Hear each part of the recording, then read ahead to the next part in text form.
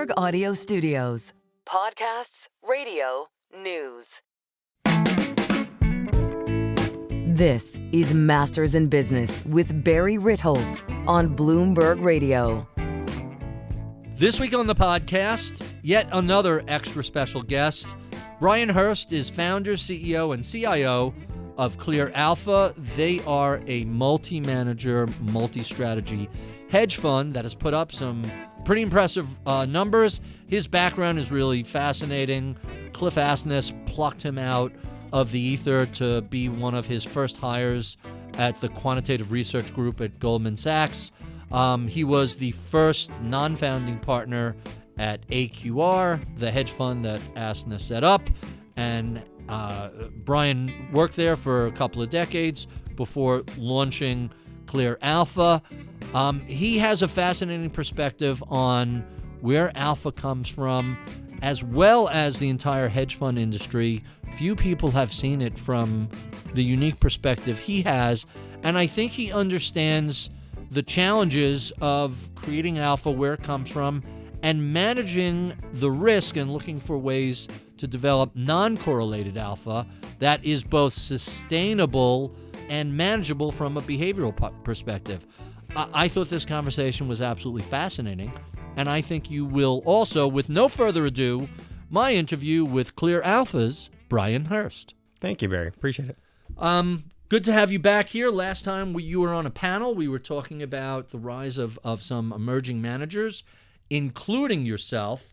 But let's go back to the beginning of your career. Wharton School at the University of Pennsylvania. You graduate with a bachelor's in economics. Was quantitative finance always the career plan? That's a great question. I think when I went to school, I didn't even know quantitative finance was a thing. And frankly, at that point in time, it really wasn't much of a thing. I was taken by my dad. He was an accountant and CFO of a commercial real estate company. He would take me to the office, and I was really fascinated by business. I really wanted to get into that. I was into computers. I really learned how to teach myself how to program and things like that. But I wanted to get into business, and I said, Dad, I want to get into real estate. And my dad gave me some really good advice. He said, Brian, if you think about finance as an org chart, real estate is like one of the divisions. And if you start in real estate, it's hard to move up and go to other divisions and try other things out. You should really learn corporate finance, and you can always switch to real estate if you wanted to. And corporate finance is kind of the top of the umbrella or the org chart. And I said, okay, well, what's corporate finance? And where do I go to learn that? And he's like, well, you should go to Wharton. And then I said, well, what's Wharton? So that's how it started. That's hilarious. You finish up at Pennsylvania and you begin your career at DLJ. What sort of work were you doing, and what were your classmates doing? This is the early 90s you start at DLJ? Yeah, I did DLJ. It was interesting. That was my summer year between junior and senior at Wharton. And they kept me on throughout my senior year to finish up an interesting project, which is basically automating the job of the investment analyst. That we're doing all the company work, getting all the 10Ks, 10Qs, all the information. At the time, there was a new company starting up, and I know I'm on Bloomberg, but it was called FactSet at the time. Sure, of course. And there was a salesperson walking around trying to get anyone to talk to them because this is a brand new company. And I was a summer analyst, and I was like, I've got time. I'll talk to you. And he showed me, first of all, two things. He showed me this thing called Microsoft Excel. At the time, everybody was using Lotus 123. And he showed me basically how you can type in a ticker and it pulls in all of the financial information right into this spreadsheet for you before the internet, but what was kind of the internet at the time. I was like, wow, this is amazing. I was like, this could save me hours and hours of work. And so I went to the MD at the time and I said, hey, I think I can automate most of what the analysts are doing. He said, you're a summer intern. We're not paying you much. Go at it. And that's what I did. So I started off in that. But I mainly learned that I didn't really want to do investment banking because it didn't hit on my core skill set, which was like engineering background, quantitative techniques and tools. That sounds really interesting. It's amazing to have that sort of experience as an intern. How did you land at Goldman Sachs? Like everything in life that works out well, it's a lot of hard work, but mostly luck. Because of the DLJ experience, that was a good thing to have on my resume. Cliff Asness, founder of AQR Capital, managing partner there, at the time, I think it was late 20s, he was finishing up his PhD at the University of Chicago and was working for Goldman Sachs Asset Management. he got the mandate to launch a new quantitative research group. And so he wanted to hire someone who had both the finance background and the computer science background. I had started with a couple of friends, a software business in high school. And at Penn, one of the things I did with my roommate was we started up a hardware business, kind of like Michael Dell, building and selling computers to faculty and students on campus. So I had the computer science background. Cliff had gone undergrad at Penn at Wharton also. So he knew that we'd taken the same kind of courses. We spoke the same language from that perspective. And I had that technology background. So I was his first hire as he was building out that new team. What my other colleagues did back then, you had basically three choices coming out of Wharton. It was accounting, investment banking, and consulting. There was really no jobs for asset management, but those are the courses I love the most at Penn and really wanted to pursue that. So it was a great opportunity. So you spend 3 years or so at Goldman with Cliff. By that point, he had been there for a while and decided, hey, I think I have a little more freedom and opportunity if I launch a fund on our own. You were there day one. You left with him, right? Tell us a little bit about what it was like standing up AQR with Asness. It was great. We started off, just a little background there, as a research group within GSAM. So think cost center, and just putting some time frames around this. This is 1994, which is one of the toughest years in Goldman's history, even going back to the Great Depression. It was the kind of year where to remain a partner, you had to put in money. Wow. Which was it that bad a year? I don't remember 94 as a terrible market year. That was the year where the Fed had the surprise significant rate hike in Feb. I was actually on the floor. I think bonds took a whack, but equities also wobbled a bit. Is that right? Wobbled a bit, but yeah, it was really a bad year for fixed income, and the firm had a lot of risk in fixed income, I presume, which led to the tough year. Huh. Yeah. So we were a research group, cost center, and then left and right, people were disappearing week by week as they were, cutting down headcount. And so quickly we realized we've got to start generating some revenue if we want to stay alive. And Cliff went to them and said, hey, we built some interesting models. We think we're good at picking stocks and futures and things like that. We think we can trade on this and make some money. He convinced the partnership to give us some money. So it's basically a prop trading effort for a little while. It did very well. They kept adding money to it. And then we opened it up and turned it into a fund. It was really Goldman's first real hedge fund coming out of GSAM. That fund did very well, which really opened the door for us to be able to leave and start up and raise money as an independent hedge fund. What were the specific strategies Cliff was running at GSAM with the partners' money? It was a multi-strategy approach, but it was all quantitative. And when I say quantitative, that means a lot of things to different people. I think about every good investment process is really a process, and whether people would label it as quantitative or not is really how automated it is. Mm-hmm. And so by quantitative, I mean like really automated, downloading public data for the most part, pumping it through some systems, and that causes you to want to buy and sell different instruments around the world. But you're still creating, or Cliff at the time was creating models, and the models would give him a ranked list of, hey, the top 10 stocks on this list of 1,000 are really, or whatever the number is, are things you want to look at either getting long or short based on whatever that model is. That's right. So that you'd have many different signals, and we're trading many different asset classes. And so it's like you're saying, all those signals, you would give different weights, different signals, and those would add up to, you like these things, you don't like these things. We would trade global equities in a bunch of different countries, but market neutral, so long as much as you are short. So you're not taking a bet on, is the market going to go up or down? You're really taking a bet on this group of stocks is going to outperform this other group of stocks by looking at a bunch of different characteristics. We did that for stocks. We did that for currencies, for commodities, you name it. It was tradable, and we had data. We wanted to be trading it. And that's really what the genesis of that fund was. How long were you guys doing that before you realized, hey, this is really going to be a successful model? And then how much longer was it before maybe we should do this out from under the compliance regulations of a broker-dealer? We started that as a fund really in 1995. It had been trading prop for a little time with Goldman's money, and we made money almost every month, basically. It traded as a fund, and you think we left in terms of a timing perspective. This started in 1995. We left early 1998. So it was only a couple years and change that we were trading this within GSAM before leaving to start up AQR. So let's talk a little bit about AQR. You're there from inception, from day one. What was that transition like from, I imagine at Goldman Sachs you have access to lots of support, lots of tools, lots of data, lots of everything.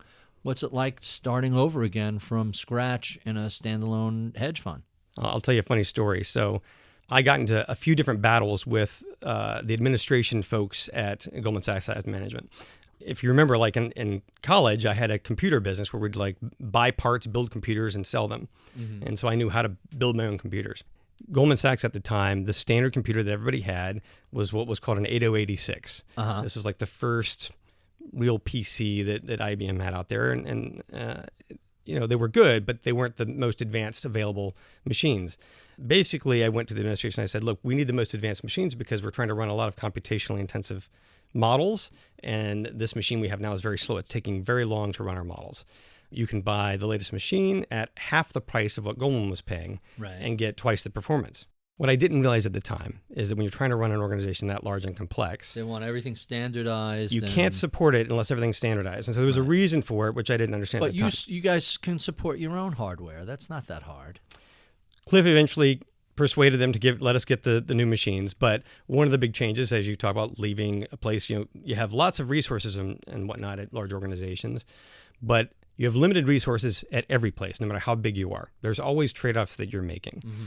When you start off as a new firm, one thing that was a big change is that at Goldman, we had to support lots of other groups. We were providing research advice, investment advice, talk to clients, help them raise money in other products. When we launched our own hedge fund, all that mattered was making money in that hedge fund. So helping that focus was important, and we were able to buy the latest computers at half the cost. I'm going to bet that you did something a little beefier than those IBM 8086s. Yeah, I was overclocking the machines. I was pulling all the ways to get things to go as fast as possible. Really interesting. So at AQR, you juggled a lot of responsibilities. You were a portfolio manager, researcher, head of trading, and apparently tech geek putting machines together. What was it like juggling all these different responsibilities? There's a couple things I'll say about that. So one thing, just from a personal perspective, my wife and I, we have 5 children together, and that's a lot to deal with. My wife is amazing, and there's no way I would be able to do all the stuff I do at work if it weren't for her being amazing and handling everything at home. So that's the first thing in terms of how I get so many things done at work. I'm also, from a personality perspective, I get bored very quickly. Mm-hmm. I like learning and doing a lot of different things. I like being able to jump around. So to me, that's just fun. The consequence is sleep. I don't sleep very much. What do you mean not very much?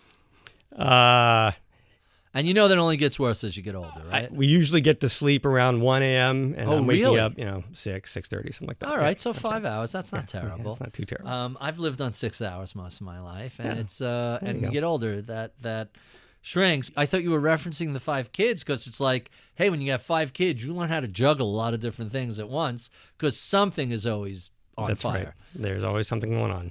That's for sure. What was it like working with Cliff back in the days? It was fun. I think Cliff's great at a lot of different things, but one was he hired well. He was able to attract really talented people, and then he just let them do what they do. So he's not a micromanager. He just lets them run with it. And so that was a very fortunate thing for me, right place, right time, in terms of being able to get a lot of responsibility early on. And that's how I was able to not just be a researcher, building models and creating new strategies that I'd run by Cliff, and he would say, okay, you're doing this dumb or doing that dumb, and you got to improve this. But also doing all the trading by myself for the firm for the first several years, and then eventually saying, hey, Cliff, I need some help here. We need to hire, someone to run technology other than me. We need to, hire more traders than just me so that I can actually sleep. So that's how he ran it, and it was a lot of fun. I mean, you mentioned it earlier on. I mean, Cliff's hilarious. And he's a funny guy, and it's rare to find someone who is a quant who can communicate as eloquently as he can, and at the same time has such a devilish sense of humor. Like, that's an unusual trifecta right there. And it's part of what makes him fantastic as an individual, but also fantastic to work with and work for. It made the place fun, even in the tough times. And so that's a big reason why I think a lot of people stuck through lots of the ups and downs that any organization has. Let's talk a little bit about the AQR experience. The firm seems very, I almost want to say academic.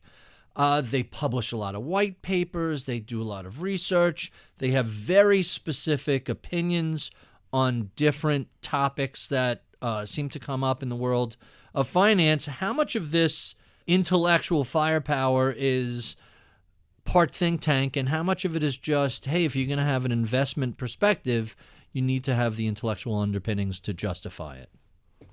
So I think one thing that makes AQR very powerful is its ability to attract top talent, specifically on the academic side. Smart people want to hang out with other smart people. That there's definitely a network effect that happens there.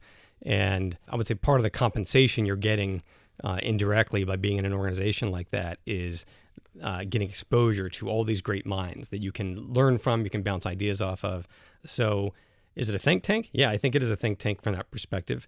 But at the end of the day, it's a business, and they're there to make money for their investors. So I think there is a lot of focus on that as well. So the publications, you see a lot of white papers, and sure, I would say it rhymes with a lot of things they do, but they obviously keep a lot of the special sauce unpublished and use that within their funds. But they're still writing about broad strokes. So let's talk about a white paper that you wrote titled The Evolution of Alpha. Tell us, how has alpha evolved over the past few decades? Sure. This is a white paper I wrote from my ClearAlpha CIO, CEO hat. And it really talks about the history of the hedge fund industry, why different models of delivering alpha, starting with, let's say, single strategy hedge funds, fund of funds, multi-strategy funds, and now multi-strategy, multi-manager, or multi-PM funds. And that's the latest evolution. And then we talk about what we think might be the next step, part of which we think we will drive. So that's the point of the paper. And there's reasons why you went from different models from one to the next. And it has to do with a variety of things. I'd encourage you to read the paper. It's on our website. So let's follow that up. What were the drivers of the shift from a single manager to multiple managers to multi-strategy to multi-manager multi-strategy?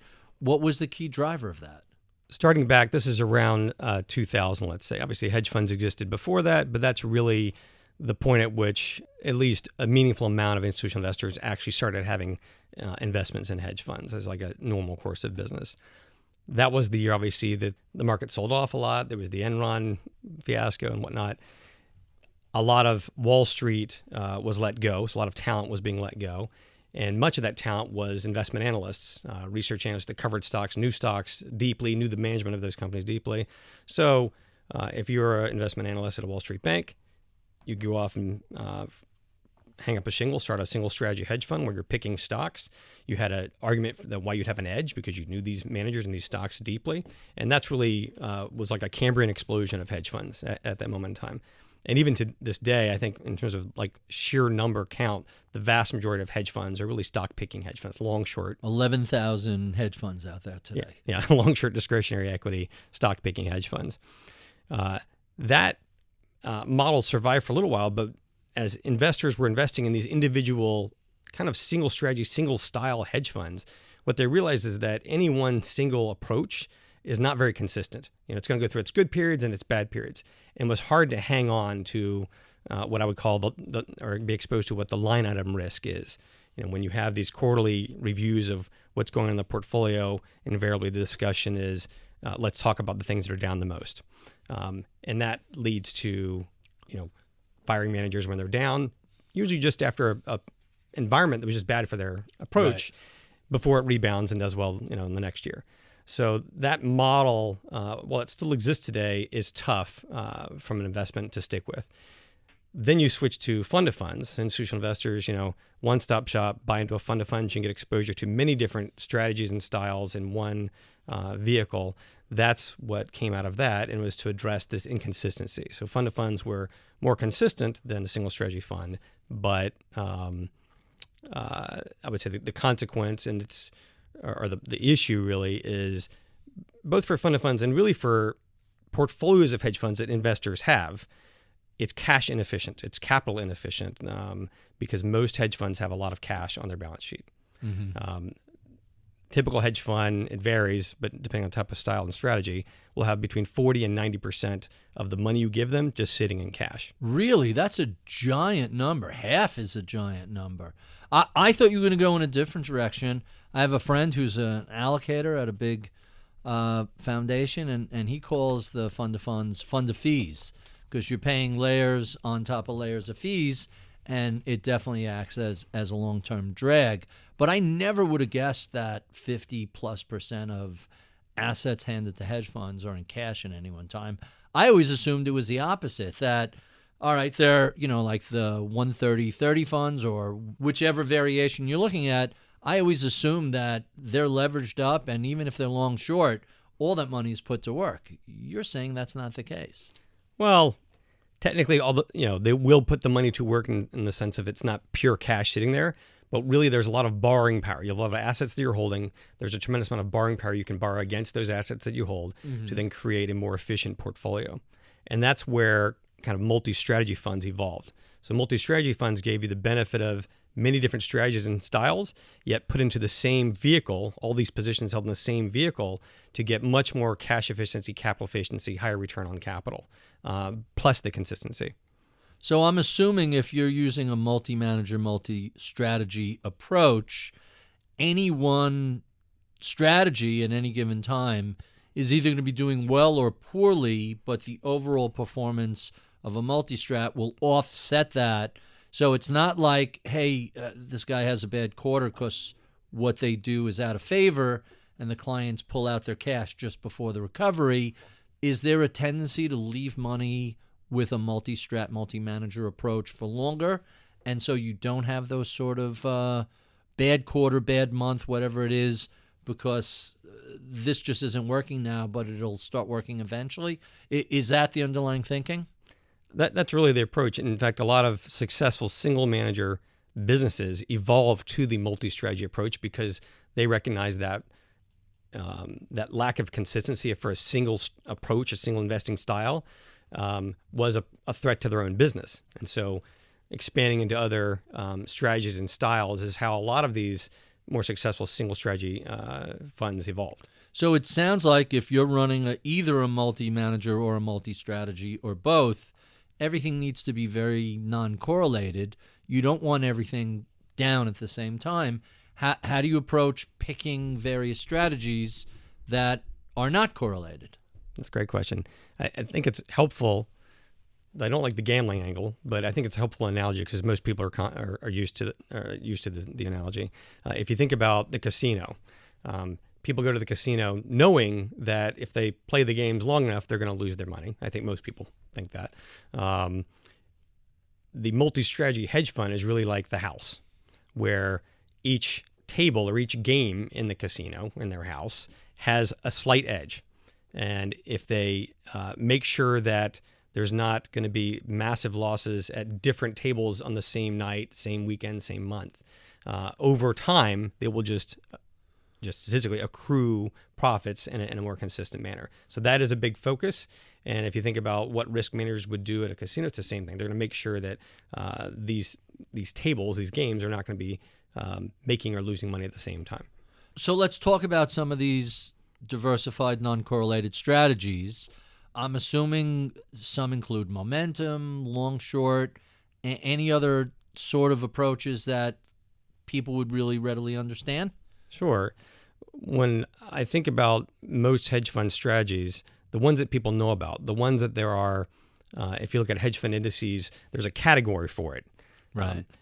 So it could be long, short stock picking. It could be merger arbitrage. It could be index rebalance arbitrage or basis trading.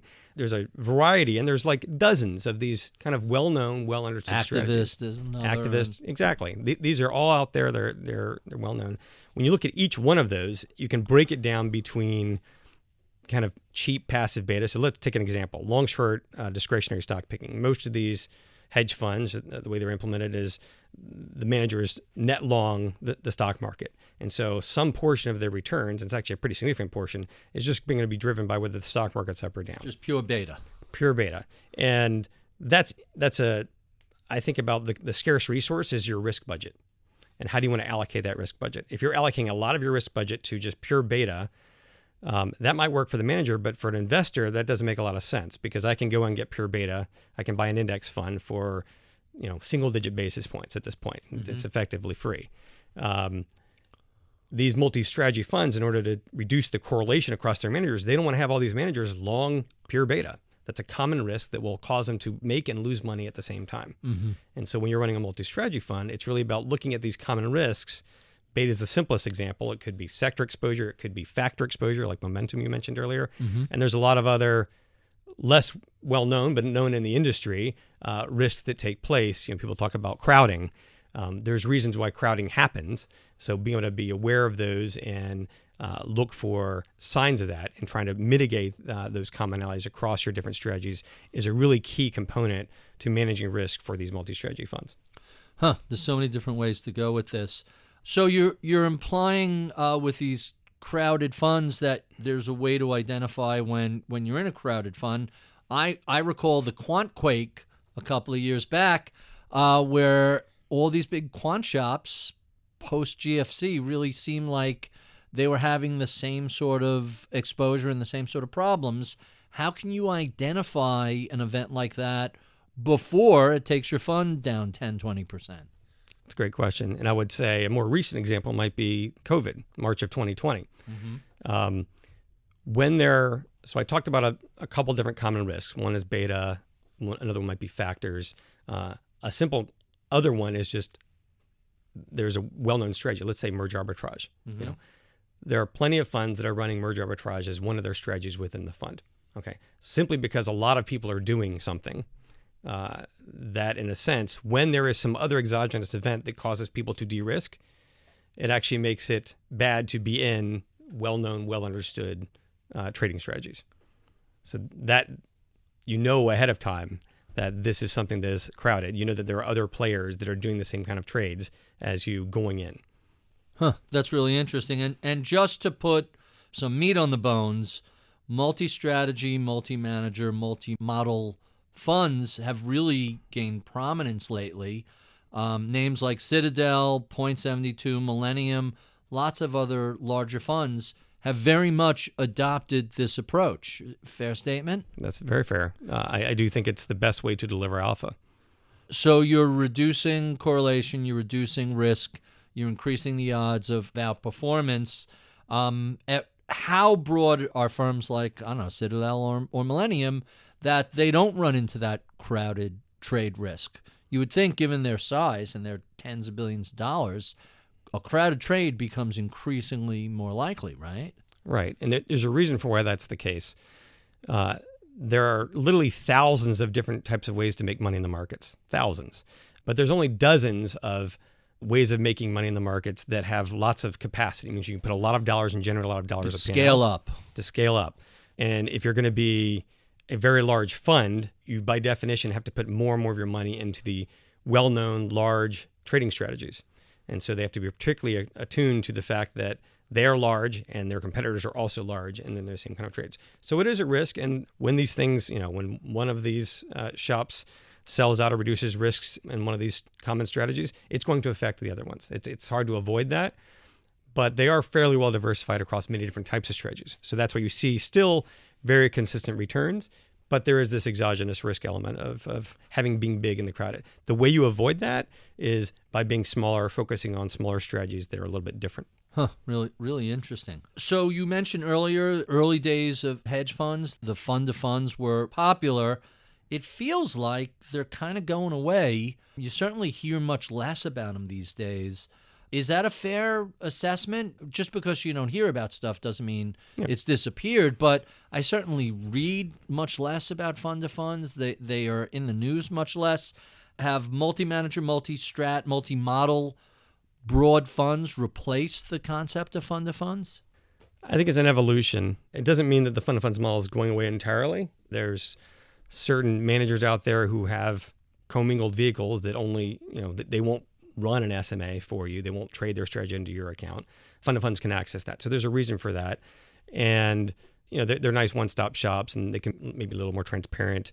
But there are, you talked about this earlier, the fees being an issue. Mm-hmm. And it's really about the fee is a percentage of the dollars of P&L being earned. There was an academic paper recently published that did a really interesting study over 10 years of looking at institutional hedge fund portfolios. What it showed is that for every dollar of P&L being generated by these hedge fund strategies, at the end of the day, the institutional investor took home about 37 cents. Really? Which is, I think, a shocking number for a lot of people. Right. Yeah. So you're saying almost 2/3 of the money never, either it's fees or costs or some other factor, but only a little more than a third ends up with the actual investor. That's right. And it's really interesting. It breaks down the sources of all of these things. Part of it is fees and double layers of fees and things like that. A big part of it is the behavioral nature, which I think is driven by governance of investing organizations where... Filled with humans. Yeah. Yes. Strategy is down. What's been down? Let's get out of that. Let's get into the thing that's been up recently. That costs about a third of your alpha. That doesn't surprise me at all. Even though you expect big endowments and foundations and hedge funds to be smarter than that, fill them with people and you're going to get those behavioral problems, aren't you? Yeah, well, there's agency issues in between, and I think investors are well aware of these. So that causes part of it too.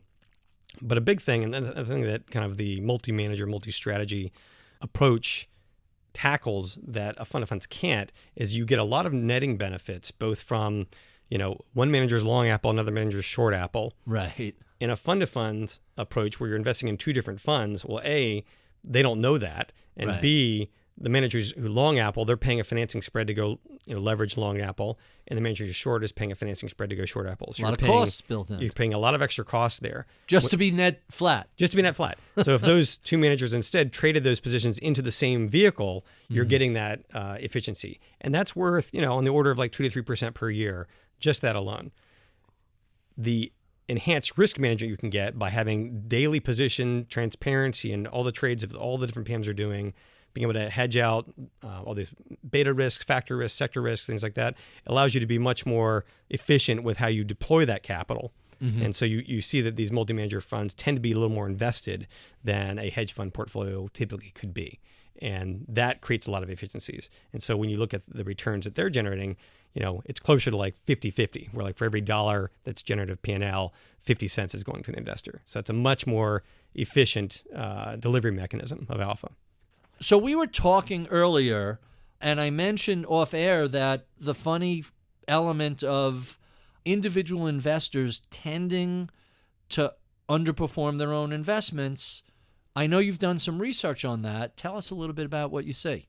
Yeah, this is a really something that's very important to me in terms of when I think about the industry and like what are the big problems that are facing the industry. What's really causing investors not to get as much money in their retirement accounts as we possibly could get there. One of them is this behavioral issue, which I think also ties to like incentives and governance and agency issues within investing organizations. Morningstar does a study that they call Mind the Gap, and they do it on a regular basis.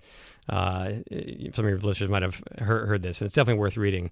I'll quote some numbers off the top of my head. I might be remembering it incorrectly, but what it does is it's measuring the time-weighted returns of funds, which is the returns that the funds report. These are the returns that if you invested $1 at the beginning and you held it all the way through, the returns you would have gotten if you never went into or went out of that fund. Then they compare that to the asset-weighted returns, right? And that is the asset-weighted returns are, counting for the fact that, the fund does well, everybody gets excited, money comes in, larger assets, and then it maybe does not as well after that. And so the larger assets earn less return. And so the asset-weighted return minus the time-weighted return is a really good way of measuring what's the actual impact of this behavioral element of investing, which is a really critical part of investing. And the gap refers to the behavior gap, which is the difference between what the fund generates and what the actual investors are getting. Yeah. Please continue. And so what you find is that for like 60-40 balanced funds, which typically are in retirement accounts, where people maybe aren't looking at them every single day. They get statements once a quarter that are delayed. Set and forget. Just it's leave it kind alone of a for set decades. and forget. Yeah. That gap is on the order of 60 basis points. Relatively small. Relatively small, but it costs 60 basis points per year for the average investor of this behavior for those simple funds.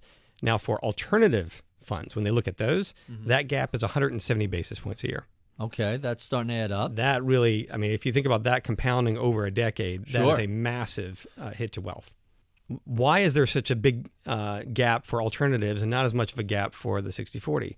I think it has a lot to do with investor understanding of what those products are and therefore the confidence. People invest in alternatives, they don't necessarily understand them. And so you're setting yourself up for failure a little bit there, because when it has bad performance, you don't understand what it does, you're more likely to redeem. That makes a lot of sense. So to me, investor education, really understanding what they're investing is a critical component to being a successful investor. Huh, really, really interesting. So you talk a lot about idea meritocracy. It's on your site. You've written about it. Explain a little bit. What is idea meritocracy? This is a really important part, and it's a part of our culture at ClearAlpha. The idea is to get all ideas surfaced so that the organization can make the best decisions. How do what prevents good ideas from surfacing? One is that people may not know that, a question's even being asked. So many organizations are run fairly siloed, different groups, and a lot of that happens, especially at large organizations. It's hard for everybody to be constantly communicating with one another. So just not even knowing a question exists. So the way we address that is that we use Microsoft Teams at the office, and most people are in various channels, and we're seeing questions going on all the time. I really discourage people from asking me a one-on-one question. And I will usually redirect a question someone asks me to, here's the broad company, here's the question that was asked, here's the answer. So then immediately the entire company learns what this topic was. And very often that says, oh, someone else, I have another idea about that I want to now share. So getting accessibility for people to deliver. But the most important about idea meritocracy is really from a leadership standpoint. People have to feel safe bringing up ideas, that they're not going to get, yelled at. There's no bad questions. There's only people not asking questions. That's what's bad. And the only way that for people to feel safe about that is that they need to see me as the leader and my other partners as the leaders to be willing to take in feedback, be challenged even publicly, and say, you know what, that's a really good idea. Let's go with that. And so just having them feel that safe environment so that people can always ask and bring questions up. Huh. That's really interesting. Also, you've discussed generating less common ideas. Earlier, we were talking about crowded trades. How do you generate less common ideas? How do you find non-correlated sources of return when you're, in a hyper-competitive marketplace? Great question. So I'll use an example here. There's a common strategy that people might be familiar with. It's called merger arbitrage. And basically, company A is going to buy company B, whether it's for cash consideration or a stock-for-stock type transaction. And, merger arbitrageurs look at that and they might go, long the company that's being acquired, short the company that's doing the acquire, and then make money if that deal ultimately closes. That's a very common, well-known strategy. That would be the common version of implementing the strategy. A less common version to implement is you try to find ones that you like more than others. So you might think they all, or like the vast majority, are going to close, but some you might like better than others. And so you could go long half of them and short half of them. So you're not exposed to this common element of merger arbitrage deals closing. You're neutral to those. So if a large pod shop, one of these large multi-managers, if they decided to get out of merger arbitrage and they're selling all these positions down, half your portfolio will get helped and half your portfolio will get hurt. But you're less exposed to that crowding risk and that common, what I would say, a risk factor that these other common strategies have. So that's a niche version of how we might implement that kind of a strategy. You mentioned niche. I never heard the phrase prior to reading something you had written called niche alpha. Tell us a little bit what niche alpha is. That's a great question. The simple answer is you're unlikely to have any or much of it in your hedge fund portfolio. That's how I would describe it. And so it's looking for people that are either implementing common strategies in a very different way that makes them less susceptible or more immune to people getting out of that strategy, or people have a completely different idea of how to make money that I haven't heard of before. And I've interviewed hundreds, if not thousands, of portfolio managers and worked with, developed many strategies of my own. So it's trying to find things that people aren't doing. Huh. And is there, given what we know about the efficient market hypothesis.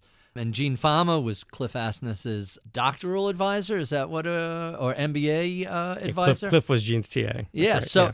given how mostly efficient the market are there really niches left that have not been discovered? How many more opportunities are out there that we don't know about? That taps into something we talked about earlier, which is there are thousands of ways to make money in the markets. Mm-hmm. There's only dozens of ways to make money in big dollar size in the markets. At scale. So these smaller ideas, is that where the mostly kind of eventually efficient market hasn't quite reached yet? Well, it's what I think about is the amount of dollars you can make. This is a ratio I think about. The amount of dollars you can make divided by the complexity or how much brain damage you have to inflict upon yourself to actually implement the strategy. A lot of these small strategies, they're complex and difficult to do. They might require, some kind of new technique that is difficult or rare to implement. And the actual P&L that you can generate, profit and loss you can generate, is small relative to that effort. Small in terms of percentage returns, or small in terms of dollars? Hey, there's only $100 million to arbitrage away with this, and once that is mined, that's it. It's done. It's about dollars of P&L you can extract from the markets per year. Percentage returns can be very high for these strategies, but I'll give you a sense. Most other large shops, they're going to look for strategies that can generate at least $100 million of P&L to make it worth their while to invest. We're looking at strategies that are generating $10, $20, $30, $40 million per year. Huh, that's really kind of intriguing.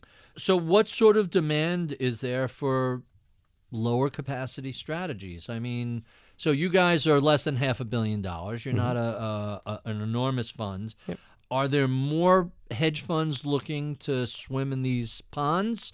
Or is this something that, hey, once you cross a certain size, you just have to leave behind and stay with those larger capacity, scalable strategies? Yeah, I think this is a general thing for all investors, not just other hedge funds.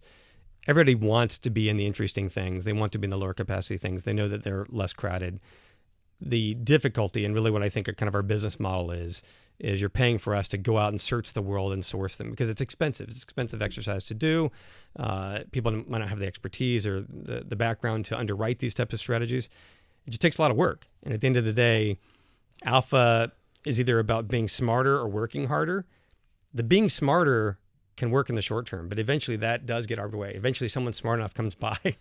The working harder, to me, is the thing that actually stays.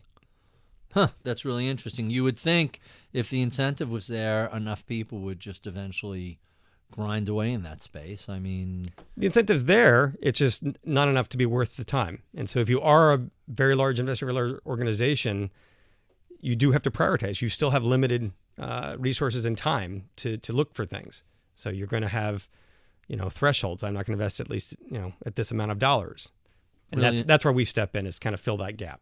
So you're very much a student of what's going on in the hedge fund world. What are you seeing in terms of strategies driving costs down and the question of where fees are? They've certainly pulled back from the days of 2 and 20. What's happening in terms of efficiency and cost?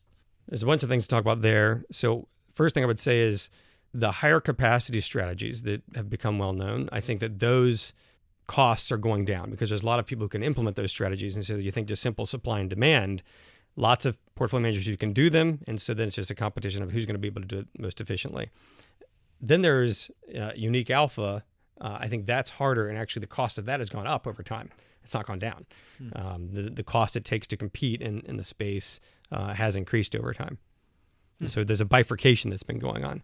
We think that there's still a lot of efficiencies you can carve out of the system that exists now that we're attacking. A lot through technology, a lot through ways of working that can just make the organization more efficient and deliver more net returns to investors. So we've seen some motion towards fees for alpha, not beta. Some people call it pivot fees. There's like a lot of different names for this. I haven't heard much about that recently. What are your thoughts on where hedge fund fees are going in the future? I'll answer that with a different story that will draw an analogy here. With the rise of indexing, which has been happening for decades now, and thank God for indexing. It's a fantastic invention that has helped a lot of investors.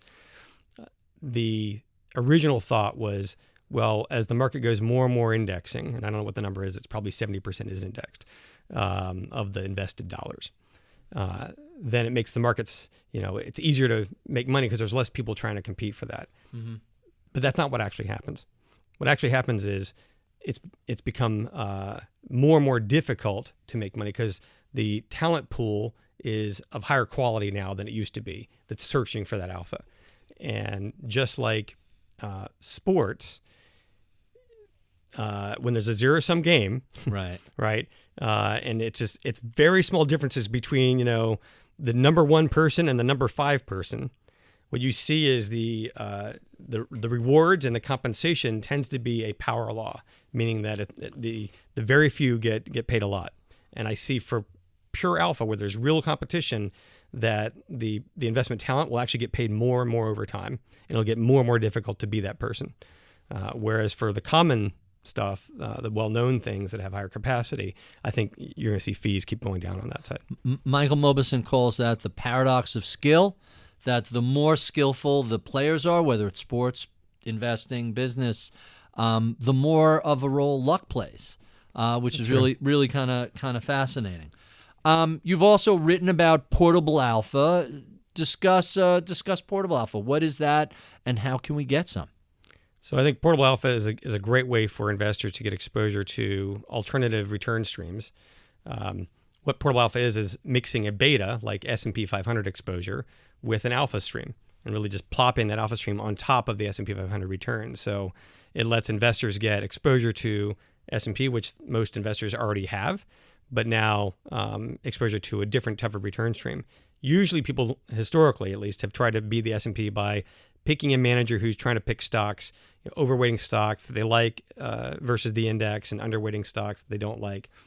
But that comes with a lot of constraints. One is the manager can only overweight and underweight stocks in the index. They can't trade other asset classes. They can't utilize any kind of sophisticated investment techniques to try to beat that benchmark. Portable alpha gets rid of all of those constraints. And so what you typically see is portable alpha programs are much better at and consistently beating traditional active programs. I like the phrase Corey Hofstein uses for that, return stacking. Is that same concept as portable alpha? That's right. Yeah, really, really interesting.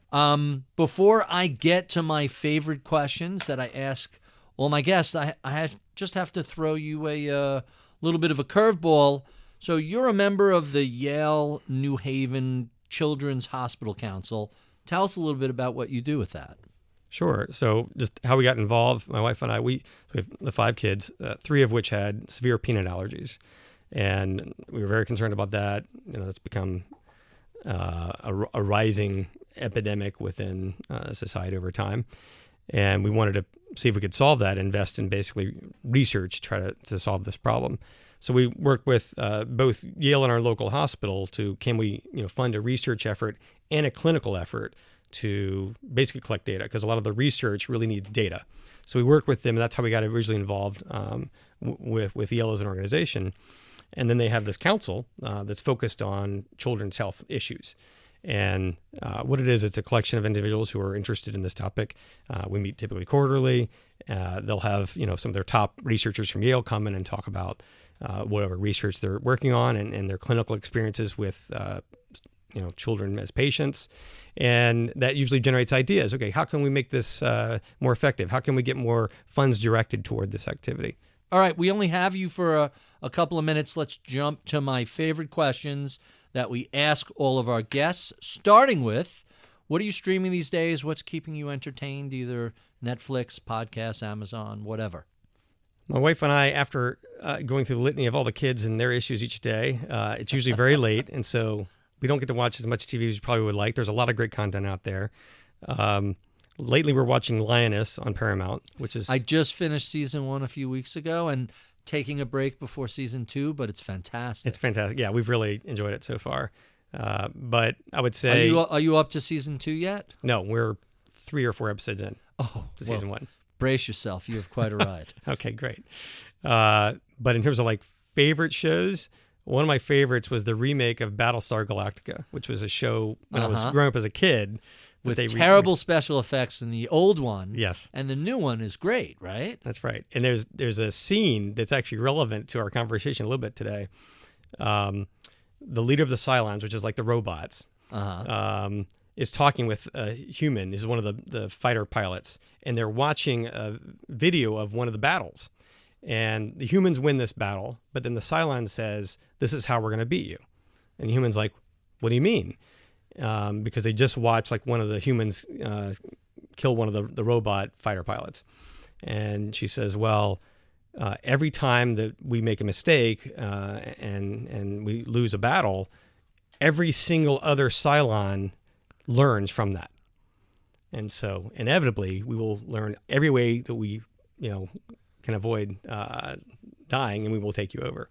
And that has a lot to do with how we approach the business on the investing side. Always learn from mistakes, get the communication out there, and constantly improve. If you improve by a few % a year, that really compounds over time. Well, what does it matter if the AI Cylon's eventually going to kill all of us? It won't make any difference. Alpha is only here until the Cylons beat us in a space battle. Yeah, we view it. That's way off in the distance anyway. We like intelligence augmentation versus artificial intelligence. Okay. So IA instead of AI, using these tools to be more effective. That makes a lot of sense. Let's talk about your mentors who helped to shape your career. Well, I would say of all the ones I could think of, Cliff would be the top mentor. And Cliff wasn't the kind of guy who would, put your around his arm around you and say, "Hey, this is how you do X, Y, and Z, and you should do this differently." He did have a good several conversations with me like that. Most of his mentorship was through his actions. Mm-hmm. Cliff's extremely principled, very ethical, and it's a very fortunate thing to be able to be in business with someone like that, where you can be successful at business, but do it in a very ethical, principled way that's always doing right by the client. And that's something, that's one of the biggest things I've taken away from working with him. Let's talk about books. What are some of your favorites, and what are you reading right now? I like history, specifically financial history. The one I'm reading right now is called The World for Sale.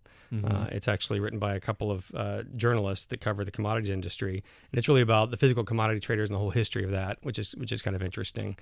I love biographies. One in particular I liked was the Michael Dell one, Play Nice But Win, where it's kind of chronologically his whole story. I really connected with the building computers in his dorm and selling them. Obviously, he was much more successful at that than I was. Really interesting. Any chance you read McCullough's Wright Brothers? I have not. Really fascinating. I like it's unusual to read something that you think, "Oh, I know that history," and then it's like, no, you have no idea what's going on in that history. And he's just a great writer. Really, really, really interesting. Our final two questions: what sort of advice would you give to a recent college grad interested in a career in either quantitative or investment finance? I don't know if the advice would be specific to those things, but talk less and listen more is what I would say. There's a curve. I forget the name of the curve, but it's, you start thinking you know a lot, especially Dunning-Kruger. Dunning-Kruger. That's what it is. Yeah. That is such a true effect. I thought I knew everything, and if I just listened to those around me who knew a lot more, people are trying to help you more than you realize as a young person. And I should have just listened to more advice. I would have been more successful much more earlier if I had. So here's the funny thing about the Dunning-Kruger curve, and this comes straight from David Dunning. They did not create the Dunning-Kruger curve. It kind of came from just pop psychology and social media. And then when they went back and tested it, I think the paper was like 99 or 2004, something like that. When they went back and tested it, it turned out that the Dunning-Kruger curve turned out to be a realistic, measurable effect. And it's Mount Stupid, the Valley of Despair, and the Slope of Enlightenment are just sort of the pop terms of it, but it's really really funny. And our final question: what do you know about the world of investing today you wish you knew back in the early 90s that would have been helpful to you over those decades? There's a lot of smart people out there. As smart as you might be, there's a lot to learn from everybody else. Everybody has some insight, some perspective that you don't have. Don't presume that you know what people are thinking. So ask questions and listen. Sounds like good advice for everybody. We have been speaking with Brian Hurst. He's the founder and CIO of ClearAlpha. If you enjoy this conversation, well, be sure and check out any of the 530 we've done over the past 10 years. You can find those at iTunes, Spotify, YouTube, Bloomberg, wherever you find your favorite podcasts. Be sure and check out my latest podcast, At the Money, short 10-minute conversations with experts about topics that affect your money, spending it, earning it, and most importantly, investing it. At the Money, wherever you find your favorite podcasts. I would be remiss if I did not thank the crack team that helps us put these conversations together each week. Sarah Livesey is my audio engineer. Sage Bauman is the head of podcasts. Sean Russo is my researcher. Anna Luke is my producer. I'm Barry Ritholtz. You've been listening to Masters in Business on Bloomberg Radio.